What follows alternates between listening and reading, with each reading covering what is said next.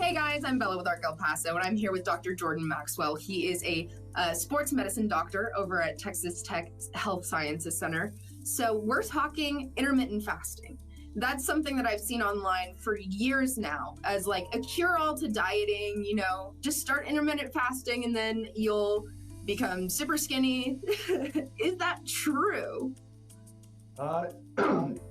Super skinny, I would say not. I think Okay. fasting is a tool that can be used to help people lose weight, but it's not a cure-all. The best things we can do is just kind of the good old-fashioned hard work where you're going to be exercising and eating healthy. Really, the benefits from intermittent fasting come from getting into a calorie deficit, and that's where the weight loss comes. There's studies that compare intermittent fasting with just basic calorie restriction, and they both end up being pretty similar on weight loss and metabolic improvements. So if someone is going to do intermittent fasting, what is the safest way to do so? Yeah, I think first and foremost, meeting with like a physician and talking to them, making sure that you're in a place where you can do intermittent fasting, because there are people who, because of different health concerns, that may not be the best option for them.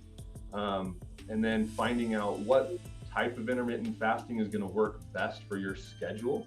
I think a very common one is usually finish eating by 8 p.m. at night and then not eating until noon the next day.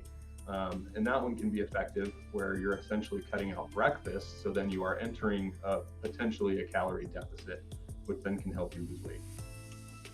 So the other end of the spectrum, the calorie deficit, also a dieting technique. How do you space out your meals when you're doing something like that as opposed to intermittent fasting? Yeah, I think with getting into a calorie deficit, you really have to kind of look at when you're eating, how much you're eating at those times, and then cutting back whether you're doing, the best way to eat is obviously breakfast, lunch, and dinner, and having a decent amount of space in between, and then looking at those meals and looking at where can you cut back and just not be eating excessively. When should you take the trip? Like, should you be in your fast period and then go to the gym, or should you wait until you've already eaten, eat before, eat afterward?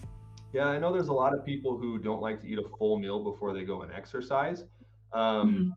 but you definitely do need some form of energy before you exercise. You're just not going to be performing at your best. So it's good to at least eat a little bit, something, maybe a smaller meal before you go exercise.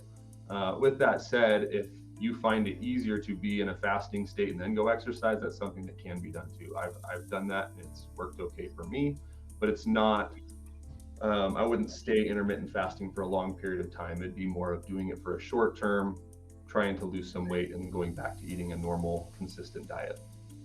Okay, awesome. So it's not a myth, but not something to be doing every day of your life.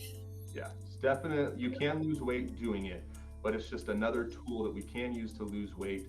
But again, the best thing you can do is exercise every day and then make sure you're eating a balanced diet, lots of whole foods, fruits and vegetables, and not eating excessively.